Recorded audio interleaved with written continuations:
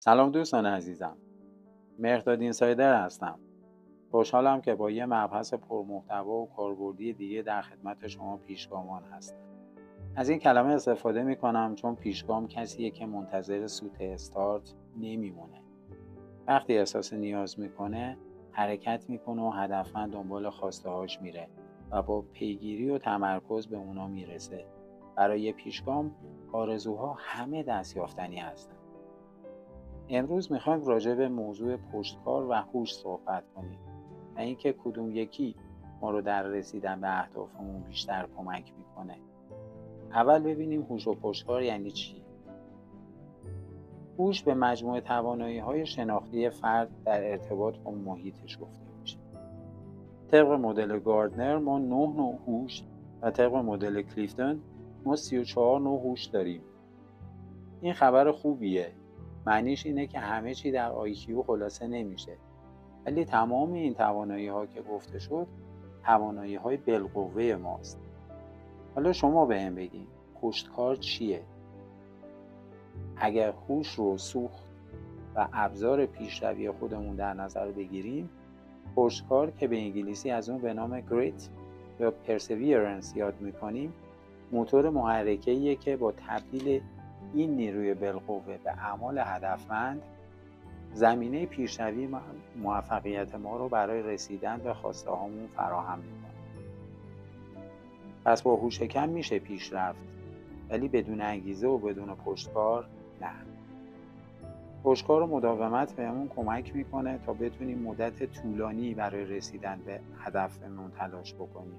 در صورت شکست یا توقف در مقابل مانع خودمون رو سریعتر پیدا کنیم و با درس گرفتن از اون شکست و با رد شدن از اون مانع با تمرکز بیشتر و انگیزه بهتری به مسیر رو به جلومون ادامه بدیم و خودمون رو در شرایط بهتری برای دستیابی به خواسته هامون قرار بدیم. یه نکته تاریخی جالب. ادیسون آدم بزرگی بود. درست مدرسه نرفت و سر یک کار به طور مداوم بند نشد. ولی یکی از باهوشترین افراد همه نسل‌ها بود. اختراعات شخصی ادیسون مثل لامپ روشنایی، دستگاه ضبط صوت و پروژکتور سینما در نوع خودش بسیار ارزنده بود. ولی شاید کمتر کسی خبر داشته باشه که شرکت ادیسون که بعداً به نام جنرال الکتریک معروف شد، بیش از 1000 ثبت اختراع انجام داد.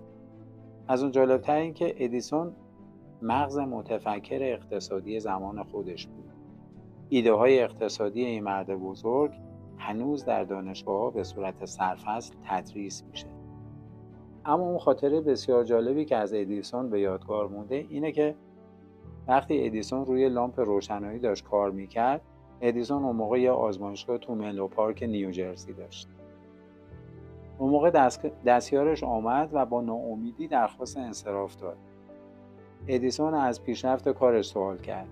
دستیارش فرانسیس آپتون گفت روی 700 سیم مختلف کار کردم ولی نتیجه نمیگیرم. بیفایده است. ادیسون با خوشحالی به آپتون گفت این که خیلی خوبه. الان ما میدونیم که برای ساخت لامپ روی این 700 سیم نمیتونیم حساب کنیم. برو ادامه بده. حتما موفق میشیم.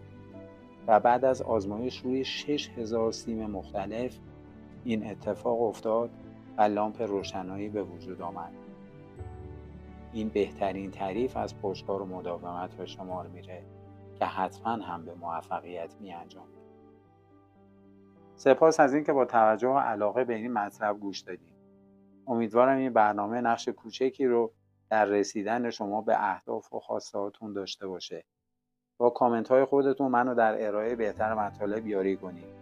با سابسکرایب و زدن زنگوله از مطالب بعدی ما با خبر بشین و همواره پیشگام باشین. هم در اندیشه هم در عمل. روزتون سرشار از شادی و موفقیت.